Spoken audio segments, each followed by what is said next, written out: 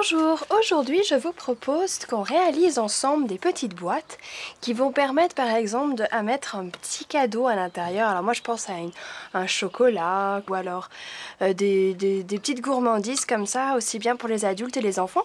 Et je trouve que ça peut faire aussi une belle idée de décoration pour vos tables, et notamment lorsqu'on ajoute le prénom de la personne à qui on souhaite offrir. Alors pour réaliser ces petites boîtes, alors notamment celle-ci, la première, la plus petite, moi ce que je vous propose c'est de partir directement d'une des feuilles que vous allez avoir dans les blocs de papier de Stampin' Up. Alors on prend celle que l'on souhaite, peu importe finalement, hop. Et à partir de là, on n'a même pas besoin de couper et d'avoir une dimension spéciale, on garde vraiment cette feuille-là, cette dimension.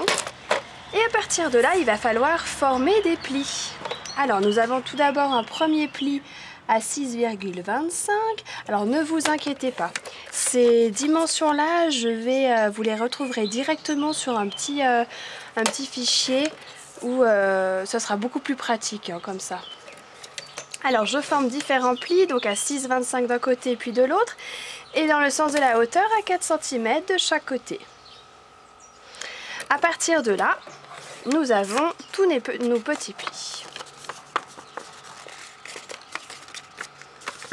que l'on forme bien sûr.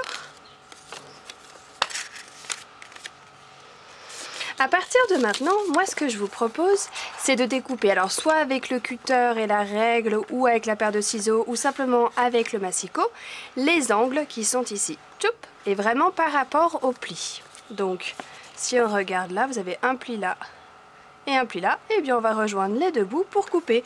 Alors avec le massicot, moi je trouve ça assez pratique. On met l'extrémité d'un pli ici, puis de l'autre extrémité juste là, et avec la lame on coupe. Et ça vous le faites pour les 4 coins. Alors voilà déjà 2.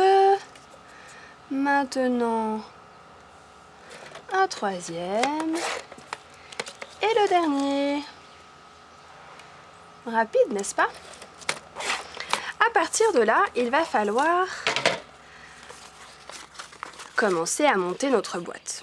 Alors pour ce faire, très facile aussi, parce qu'il va falloir, alors sans vous embêter, moi je prends les deux pointes, une ici et une là, et je vais venir mettre les plis bien bord à bord afin de former un petit pli qui est à l'intérieur ici. Donc je fais la même chose là. Alors c'est vraiment pour gagner du temps, hein, parce que c'est vrai que si je mesurais et je faisais ça avec la règle le plioir, c'est également possible. Mais là, dans l'idée, on souhaite gagner aussi du temps. Parce que très souvent quand on en fait, c'est pas juste pour une ou deux personnes, hein. N'est-ce pas? À partir de là, vous voyez vraiment tout de suite la forme de votre boîte. Alors moi ce que je vous suggère, c'est de coller ces petits plis juste ici, comme ça ne bouge plus.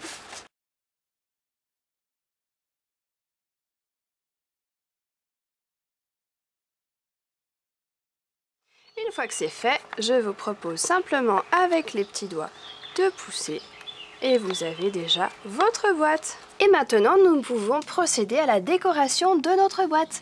Alors pour celle-ci, j'ai utilisé la perforatrice petite fleur que j'aime beaucoup. Et n'hésitez pas à jouer un petit peu avec les différentes couleurs et notamment papier uni et à motif. Fixez tout cet ensemble à l'aide d'une attache parisienne, ce qui permet vraiment de fermer la boîte. Et alors moi j'aime bien donner un peu de texture en froissant un petit peu mes fleurs. Je trouve que ça évite d'avoir quelque chose de trop plat. On ajoute une cordeline, une étiquette, notamment si on veut mettre un petit prénom ou un petit mot doux. Ensuite, j'ai réalisé la même boîte, mais à partir de rectangles un peu plus grands, qui mesurent donc 14 par 20 cm.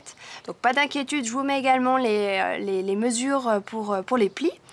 Et alors niveau déco, alors j'ai utilisé les papillons, aussi bien grands papillons que petits papillons. Et ensuite, j'ai fixé cet ensemble avec des petites billes de colle, les glue dots. Par rapport à l'étiquette, alors pour le coup j'ai utilisé cette perforatrice là, coupée en deux, ce qui me permet d'obtenir une plus petite étiquette. Et là aussi je peux ajouter un nom, un petit mot, merci, pour toi, enfin peu importe. Deux petits trous, une cordeline afin de fermer votre boîte.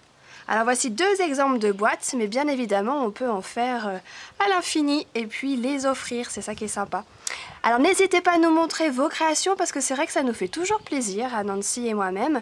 Et puis je vous souhaite une belle journée, un bon week-end et à très bientôt sur les vidéos créatives de Nancy et Katia.